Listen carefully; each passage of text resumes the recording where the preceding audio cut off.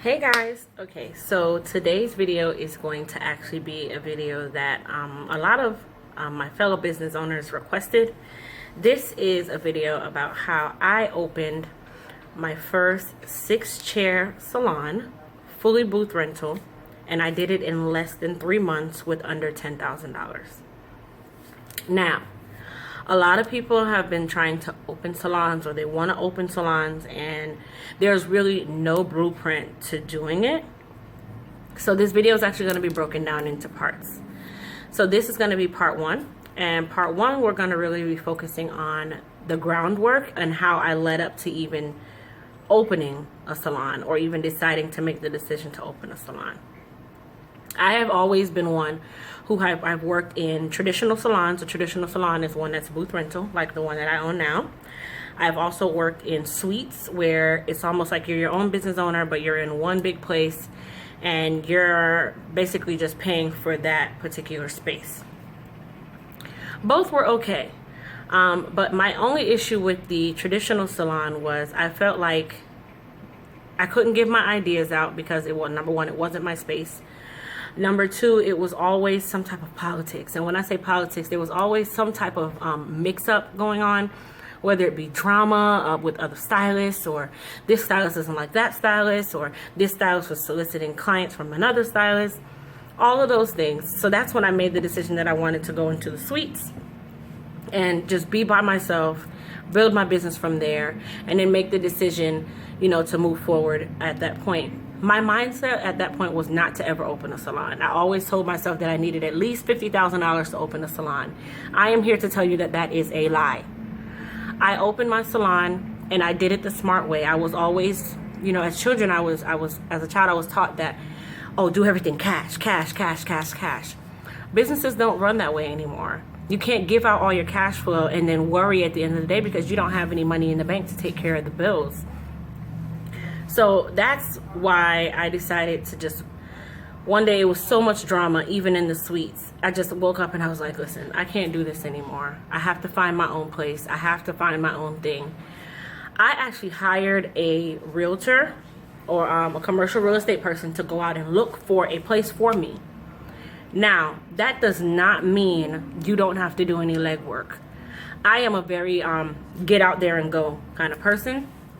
I would get up every single day on my free time from clients and just drive around the areas that I wanted my salon to be in until I found something that would potentially match what I was looking for. I actually ended up finding a location before my realtor did. But the good thing about having the realtor is they are able to negotiate a contract that we don't understand. I am not a techie read every line of a contract kind of person. In business you should be. At that point I was not. So my real estate person actually came in with me because it looked very professional for her to go in with me. And at that point, that's when I said, okay, this is what I want, this is what I want, this is what I want. I want this amount of months for free. I want my rent to be about this price. If the water's included, are you going to increase my water? I need that in my lease. These were the things that my real estate person helped to negotiate, and everything ran back through me. They never made decisions for me, but they basically were like, here, these are the terms. And then we do, okay, I don't like those terms, let's send back with these terms. It was all a negotiation. So never feel like your location is set in stone on your rent cost. It isn't. And that's another good thing about it. Your rent space is not set in stone. Your rent is not set in stone. The amount of months you get for free is not set in stone. Sometimes not even the utilities, your warranties. I actually negotiated mine to the point where I had a 30-day warranty on my AC because I took the building as is. That's another option. So I negotiated that I didn't want to put a 2-month deposit down. I wanted to put down a 1-month deposit because I needed cash flow for build out. Those are the things that a real estate person does. So that is number one. Find you a real estate person that can help you make your vision come to life. They know the lingo. They are on your side. Do not go with just what the person tells you about the space. It's negotiable. That's commercial real estate. I learned that on my second business, this one. Number 2, feel your area out first. Like, I went around to the different areas. I know I wanted my salon to be centrally located.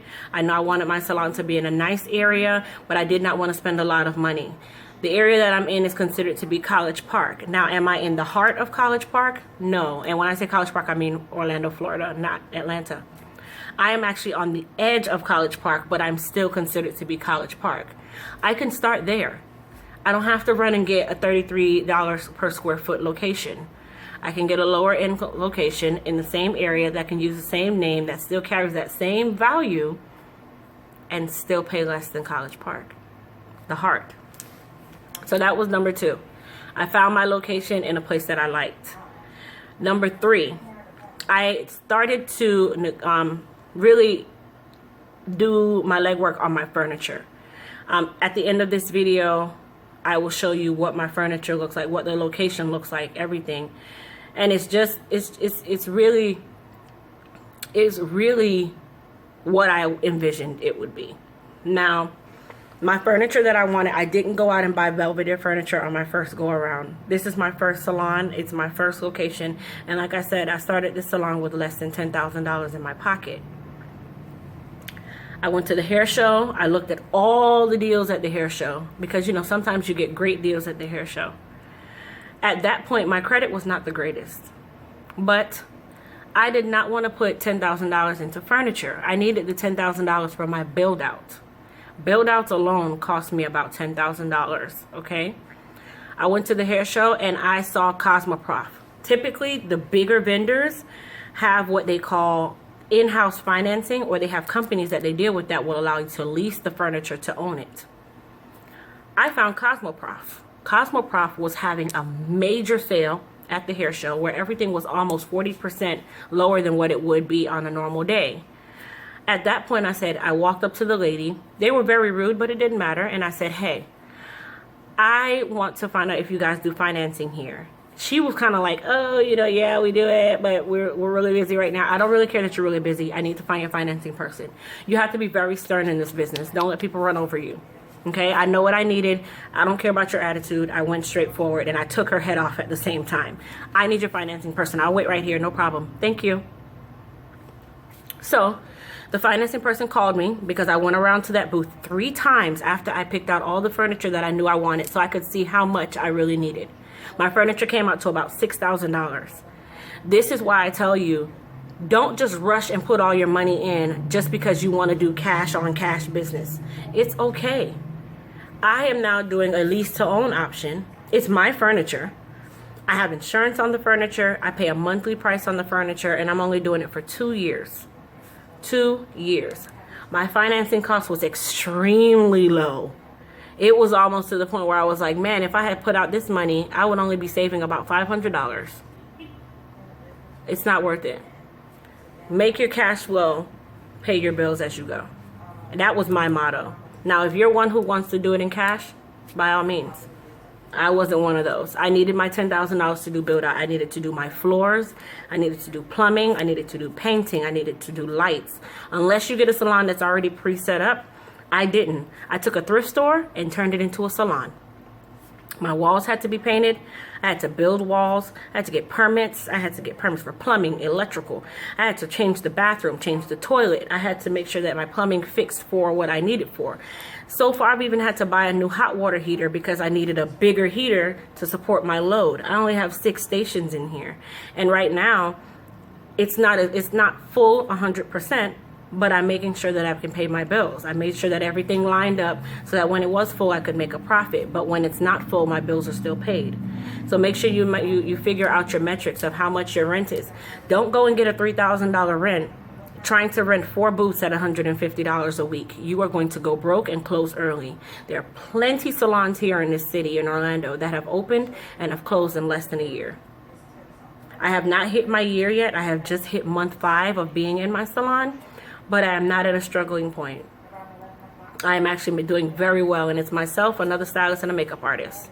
Your chairs are not going to fill 100% at the beginning, and when they do, remind yourself that a salon is a revolving door. So prepare. Don't get flustered. Prepare. Always advertise that you're looking for stylists. Always advertise that you're looking for barbers, nail techs, estheticians, whatever your space is open to. Continue to advertise. Never get comfortable.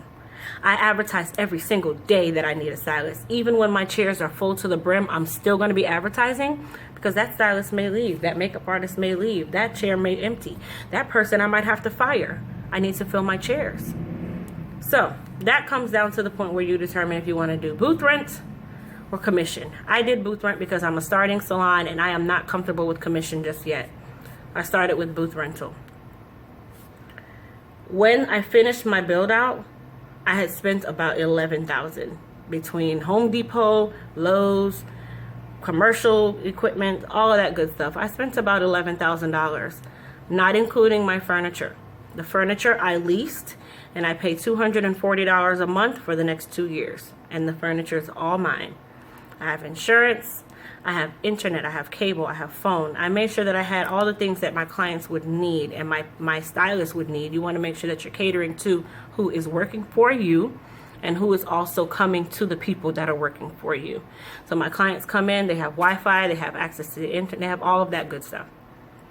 So my next video, which will be number 2, will be determining how I marketed my salon and went forward with deciding what to do and how to do it in regards to the marketing and employees. Be sure to watch my next video. Bye.